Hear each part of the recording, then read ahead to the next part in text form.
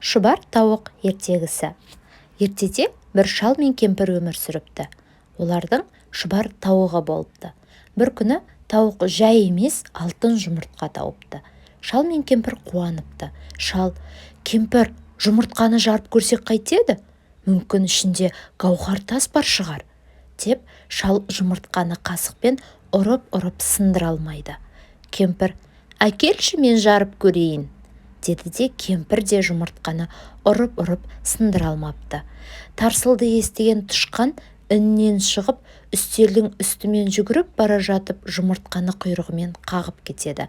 Жұмыртқа еденге түсіп, жарылып қалады.